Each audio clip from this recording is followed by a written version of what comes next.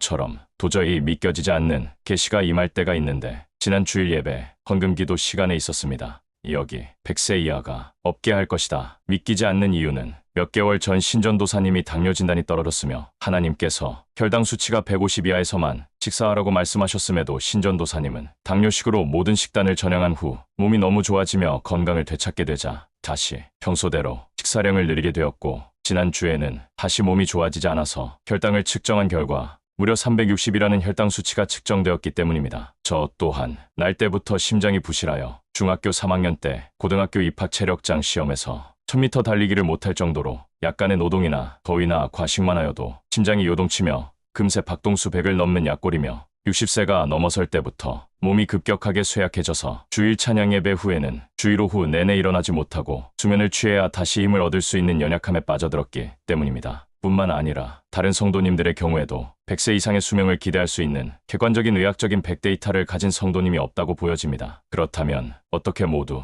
100세 이상의 수명을 가질 수 있을까요? 제 판단으로는 100세 이하의 수명이 될 성도님들이 자진하여 또는 타의적으로 Full Gospel Church USA에서 선교사로 임명되어 또 다른 Full Gospel Church 지교회를 건립하게 될 것이라고 가정하는 것입니다. 최악의 경우에는 100세 이하의 수명이 될 성도님들이 마귀의 시험에 탈락되어 교회를 이탈하게 될 것이라고 가정하는 것입니다. 또 한 가지는 하나님의 전적인 건강의 능력이 우리 모두에게 부어져 100세 이상의 장수를 누릴 것이라고 가정하는 것입니다. 이제까지 Full Gospel Church 예배에 참석하여 건강을 얻으신 분들이 굉장히 많으며 수많은 기적들이 일어났는데 8년 동안 반신불수로 휠체어를 타고 3층 하남 사복음교회에 출석했다가 무려 반년 만에 마음껏 걸으며 먹으며 건강이 회복되어 자기 형과 몸싸움을 할 정도가 되었고 심지어 자기 몸의 치료로 교회가 헌금을 요구하였다고 저와 신전도사를 고소한 땡민땡 성도가 있었습니다. 또 한 분은 현재 81세에 워낙 고령자이신데 제대로 걷지 못하고 몸을 굽혀서 간신히 걸으시며 제게 기도받으러 나올 때도 몇 개월을 기어 나오셨던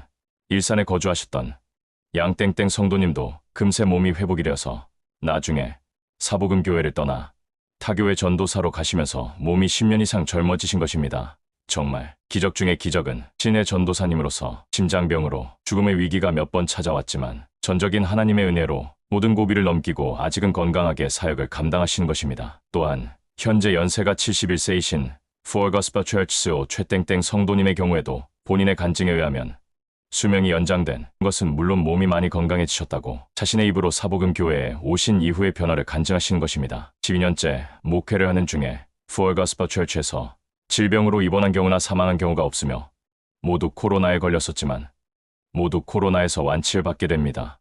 물론 단 한 명의 예외가 있는데 전혀 신체적인 아무 증상이 없을 때 어느 해 3월에 제 입에서 심판이 선포되고 몇 개월 뒤에 임종하시게 되는데 그것은 하나님의 명령에 대한 불순종에 의한 예고된 하나님의 심판이기에 예외로 인정될 수밖에 없습니다. 하여간 여기 100세 이하가 없다는 하나님의 말씀은 앞으로 최대한 40년 뒤에는 명확하게 증명될 수 있게 됩니다. 할렐루야. 2025년 2월 3일 오후 11시 30분 박경호 목사가 하나님의 집에서